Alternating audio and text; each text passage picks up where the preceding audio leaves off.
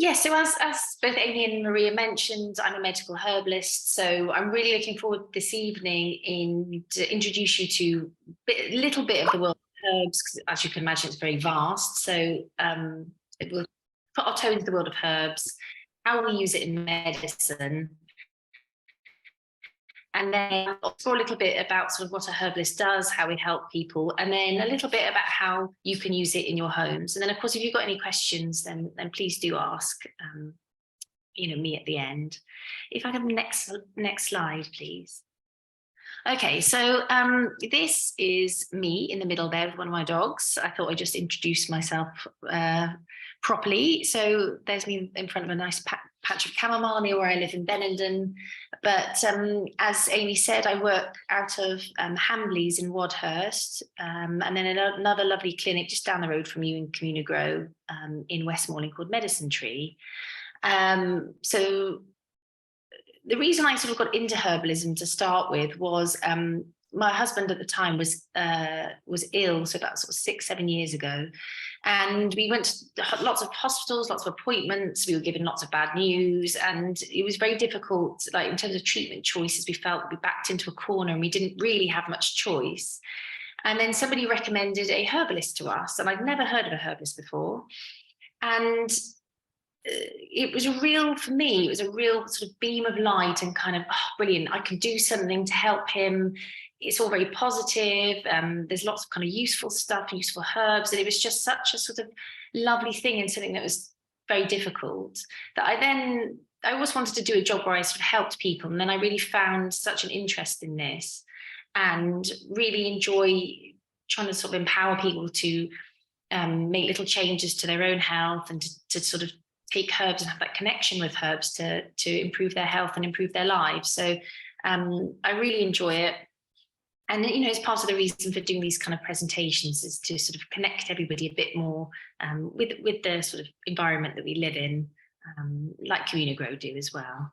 So if I could have the next slide, please. Brilliant. So I thought I'd start off sort of fairly basic, because I don't know how much you know about herbal medicine, but first of all, so what is herbal medicine? So essentially, herbal medicine is made from plants. So either we use the whole plant or we use parts of it. So we might use the bark, or we might use the flowers or the roots, or a mixture of it all.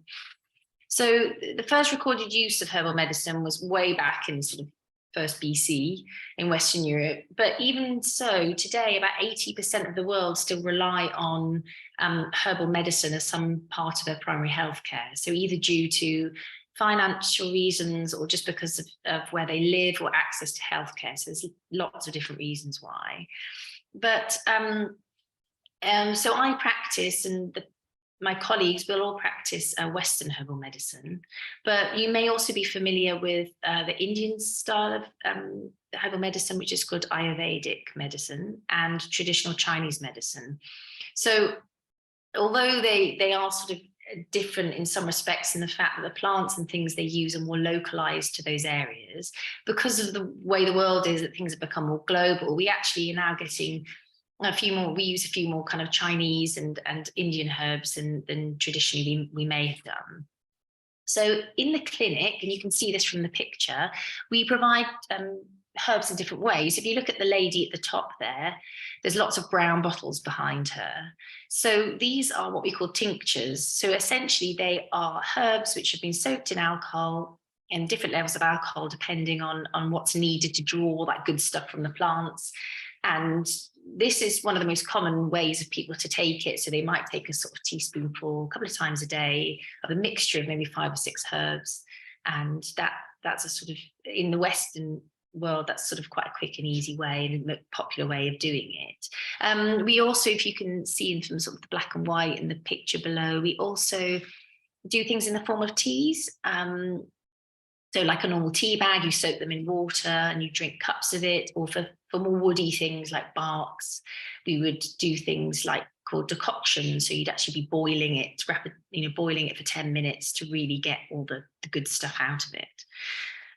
We also do things like capsules and oils and aromatic waters. And so different herbalists will have different sort of specialities and different ways of working or favorite herbs, and that's just something you learn as you go through.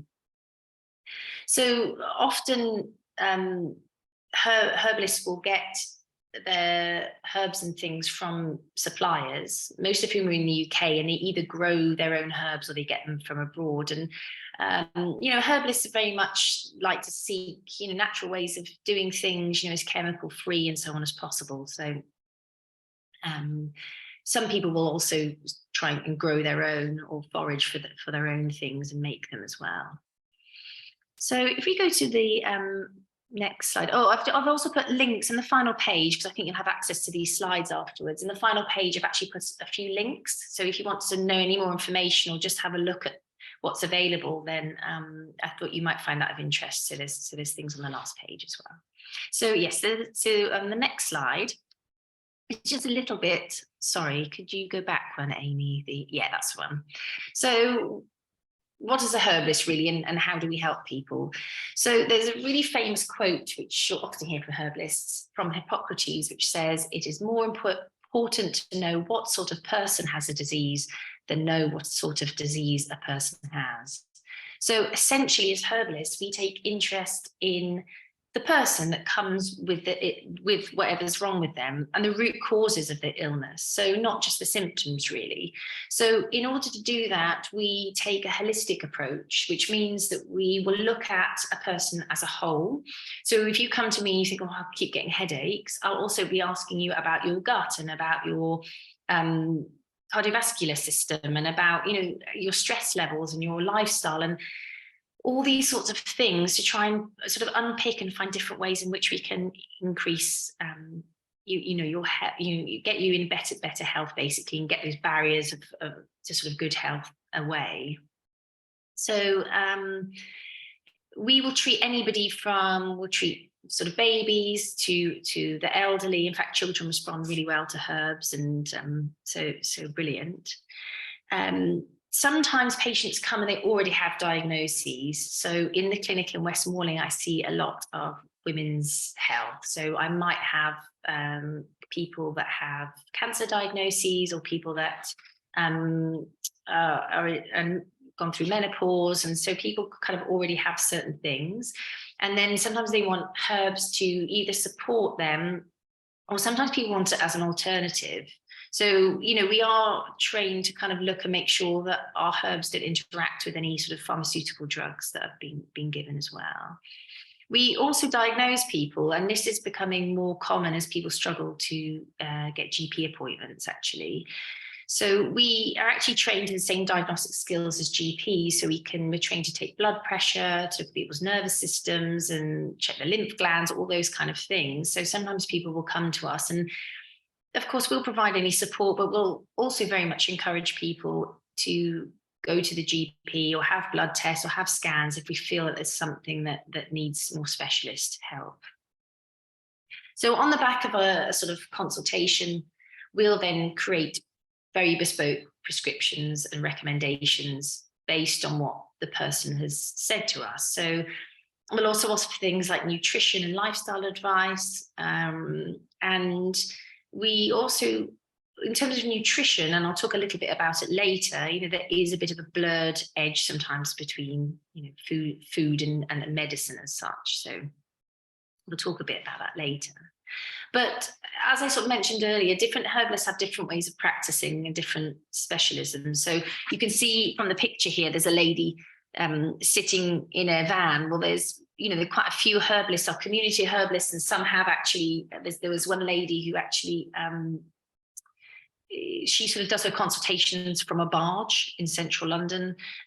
There's other people that do go out in their camper vans. There's a team called Herbalists Without Borders that will go to places like Calais, and they'll treat people who are living in camps and so on. You can see from the other picture here, this is a famous place. It's been around for many years in Edinburgh called Napier's, and other people will have things like shop fronts, and they'll have clinics, and then within that they have different ways of doing things. So it's often very much on a herbalist interests, or where their specialism sort of tends to run. So if you go to the next slide. Okay, so I suppose the question is, why would you take herbal medicine? What is the interest in it? And if you can see from the picture there on the right, historically communities would use local sort of native plants, and the information about those plants and about all sorts of things would be passed down from elders to children and then to their children. So you'd have this sort of storytelling and this kind of live information about all these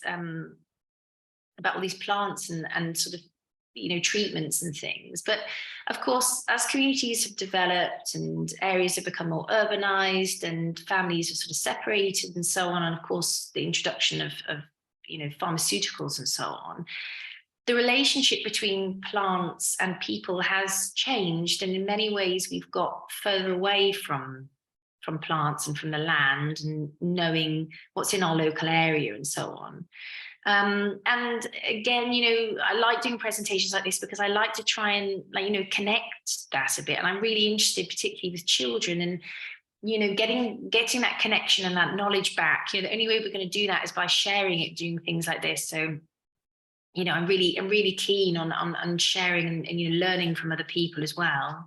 And I've included a book here called Last Child in the Woods by Richard Louv, which is all about actually the movement of children away from nature and sort of why that's happened. And he calls it nature deficit disorder, but it's really just kids knowing how vegetables are grown. And I'm sure that all that is the sort of thing, again, that Communigrow sort of does. It's getting people that connection with the land, and a lot of it's education. We have to kind of share what we know. So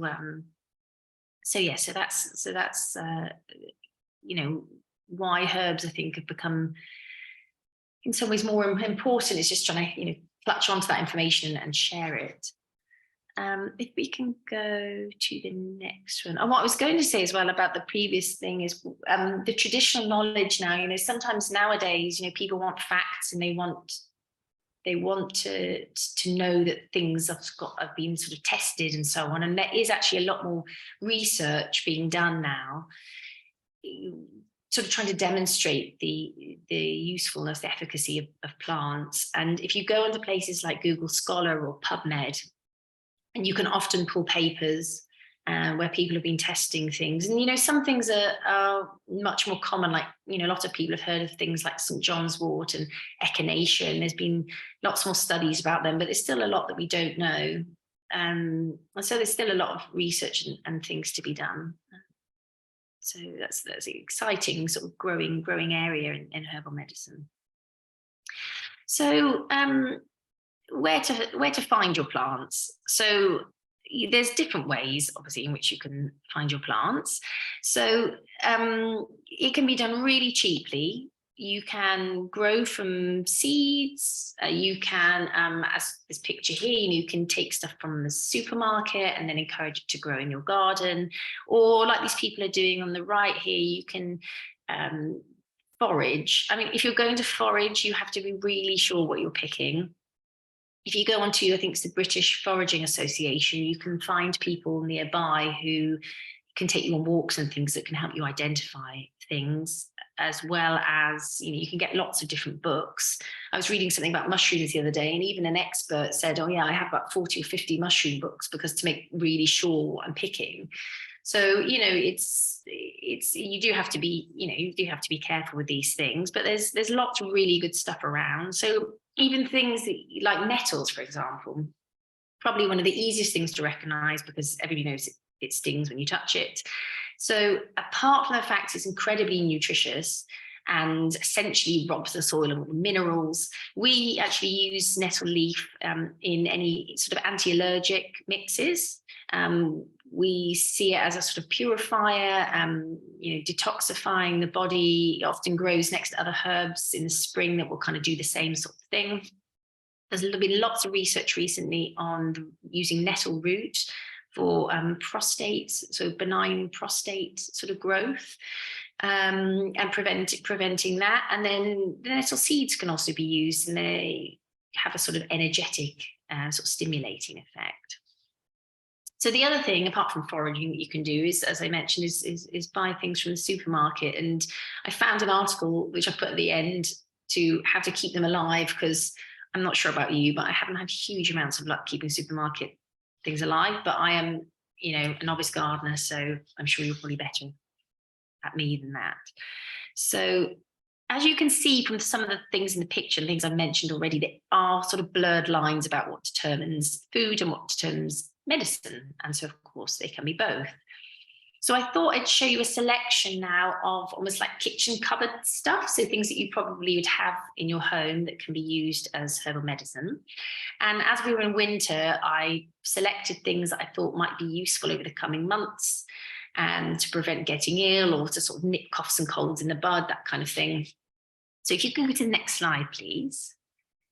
Okay, so the first thing is garlic, which I absolutely love because I think it works brilliantly. So historically, it was used for strength and courage and against kind of evil powers, which, if you've ever seen films about vampires, it's always the garlic and everything. But in terms of, sort of nutrition and herbal medicine, they are great. It's almost like nature's antibiotic, very antimicrobial, antiseptic. They help lower blood pressure, help with high cholesterol. And in winter specifically, it's really good for raising your immunity and helping prevent colds and flus, good for asthma, whooping cough, all of those kind of chesty things. In fact, I've done it recently. I've seen a couple of twins recently, one of whom had, they both had like chesty things on and off in winter. And actually, I've said to the mum, look, take a garlic clove, peel the garlic clove and just tape it with a bit of plaster onto their foot. And it works brilliantly. If you've ever got like a sore ear, or I did it recently because I felt my throat was a bit sore, strap it onto your throat. And then the next morning you wake up and it's much better. You have to be careful, you don't want to cut into it because the oils can kind of almost leave a little red mark, I say it's a burn, it's not really, but like a little bit uncomfortable. So just make sure you don't break the garlic. So garlic is also brilliant for gut health. Can really help to absorb nutrients. So again, brilliant for immunity. A lot of our immunity is all held in the gut. So if we can keep our gut nice and healthy, it helps our overall immunity. And it's really good to reduce inflammation. A lot of chronic diseases and a lot of modern stuff, our bodies are getting quite inflamed. We're dealing with like a lot of toxins and stuff all the time. So, if we can reduce any kind of inflammation, it's brilliant for our immunity. And again, you can very easily take it, if we eat it, and often in cooking, but having it raw is very effective. So grating into yogurt, putting it in olive oil. You can put it in olive oil, leave on your windowsill in a warm patch, or put it in like a pan. A few cloves, crush them up, put them in some olive oil in a glass bowl, like a bain-marie, with some warm water for a couple of hours, and you'll get really lovely garlicky olive oil that you can then sprinkle on salads or roast potatoes or whatever you want. So that's very, very effective one for coughs and colds in the winter. If you go to the next slide, please. Okay, so this is a slightly strange one. Everyone always goes, ugh, but actually it's quite tasty. If you take a old jam jar and you cut onions into rounds and then layer them up with honey, preferably local honey is always good, but layer up with honey, leave it overnight, and then you'll get left with almost like a kind of liquidy, sort of watery honey. Strain off the onions, and then you have a really lovely sort of, really lovely kind of antioxidant kind of, immunity boosting sort of syrup, essentially. So it's really good for soothing sore throat. Honey's great for anything, soothing wounds, to skin conditions, to sore throats, all that kind of stuff. It's got lots of what we call flavonoids in. We call things like this antioxidant, and I'll explain it a bit because I think it gets bandied around quite a lot. So in normal bodily processes, you have these things called free radicals that are produced as part of the kind of process of your metabolism. and these can cause damage to the body. So normally your body will just sort of get on with it, but if you have too many, it can cause damage. And free radicals have been linked to things like cancers and heart disease and other kind of conditions associated with aging. So anything antioxidant will help protect those cells from the damage that's caused by free radicals. So fruit and vegetables, we always say about eating the rainbow, but you need that variety of sort of flavonoids and basically antioxidants, in order to keep well. And again, really useful to get all your veggies and stuff for winter. I actually use this onion honey syrup. I slip tinctures in for the kids so they taste a bit better. And I also, give it to them every day as like a bit of a sort of a boost every day, because then I know that they're getting some sort of good stuff to help ward off any coughs and colds, which seem to be rife at the moment. Okay, so next slide, please. So the next one, you might recognize these herbs, fairly common herbs. These fall into what we call kind of aromatic herbs. If you know, there's rosemary on the left, sage at the top, and thyme at the bottom, and they are full of what we call essential oils. So if you squeeze the leaves, you can really smell, and they always produce that lovely sort of pungent aroma. So these, as a whole, are sort of generally really good for anything with your sort of breathing, so what we call your respiratory system, and then also your sort of stomach, what we call your digestive system. So thyme, for example, Nicholas Culpeper, who is a sort of famous herbalist of the 18th century, said it was a noblest strengthener of the lungs. So it's always had this affinity for years and years with like the throat and the lungs. So again, you can make this into sort of thyme syrup, really good for coughs and colds and chest infection, bronchitis, asthma, anything where the chest needs a bit of support, and also just opening the lungs. Some of these herbs are what we call expectorant, which means we kind of want to expel the sort of excess mucus and so on. So they're really good for kind of often making that mucus watery and sort of just being able to kind of get it out the body rather than it being sort of sticking inside and hanging around in the lungs. Rosemary, supposedly if you put it under your pillow, it protects you from evil spirits. Don't know, never tried it, but give it a go. But this is a great circulatory stimulant to the head. If ever I feel like I get a headache or anything coming, I have a little sprig of rosemary in hot water. And for me, I find it just such a lovely thing, and really feels like it sort of cleanses my head. So we do use it a lot for sort of alertness and memory and focus. So if you've got sort of teenage children that are doing exams, we've got, when I see women who are going through sort of perimenopause or menopause and they're feeling a bit brain foggy and their memory isn't quite as they had it before, then often rosemary will be one of these things that I'll put in to kind of get that circulation, that kind of brightness, if you like, back in the head. Sage at the top there, another brilliant one for winter, in that this one is it's a very drying herb. So if you've got a sore throat, what I tend to do is take just the fresh sage leaves, pour boiling water on, leave it to cool, and then gargle with it. So anything where you have ulcers or sore mouths or throats, sage is really good for.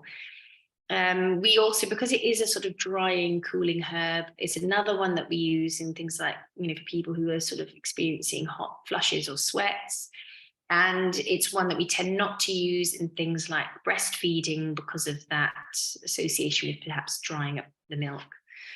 Sage in particular, there's lots of research now into using it for things like Alzheimer's. So they're investigating some of these stimulating and sort of herbs for different conditions now, especially things like chronic that maybe you can't treat with drugs, or people don't necessarily want to be medicated all the time, so we're willing to try other things.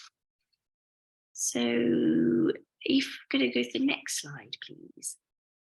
So I'm sorry, I'm really conscious I'm kind of rattling through, so please do ask me questions if I've just rambled on at the end. But I just thought I'd sort of finish really with sort of tree that you'd find quite commonly in the UK. It's the hawthorn.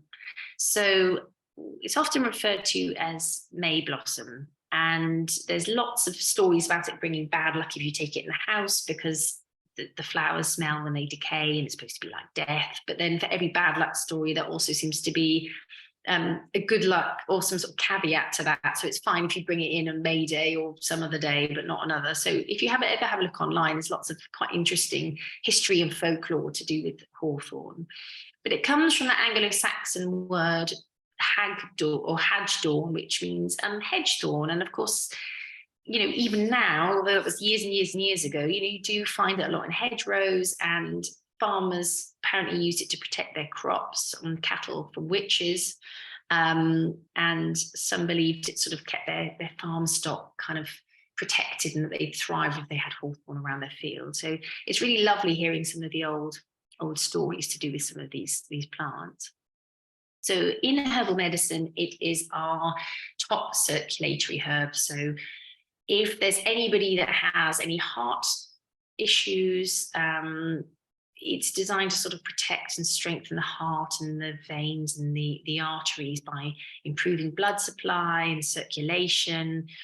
Sort of traditionally, the berries are kind of used for structure, the flowers and leaves are used for function. So we, as medicine, often people use them all together, or sometimes you can be more specific and use them separately. But often we'd use it for anybody who's got cases of sort of high blood pressure, angina, or any kind of weakness or that sort of thing. And again, if people were struggling with things like memory or, cold fingers, that sort of thing, that might be something that we would include in a mix as well. And if you go to the next slide. Lovely. So thank you very much. As I said, I'm aware that it's just been, it's such a big topic and I could talk about it for ages and ages. So apologies if it's a bit of a sort of spin through, but thank you for listening. And as I said, if you have a look at the next slide, there are lots of, obviously I'm happy to take questions and things now, but if you look at the next slide, there's loads of links. So at the top, I've included so the second one down is NIM, is the National Institute of Medical Herbalists, with whom I am sort of registered, and it's you can find your local herbalist and things on that. And then there's other articles about stuff that I just thought would be interesting about the onion honey syrup. And then I put some links to my stuff at the bottom. So again, if there's anything you want to know or think about afterwards, then you're very welcome to sort of email me at the links at the bottom as well.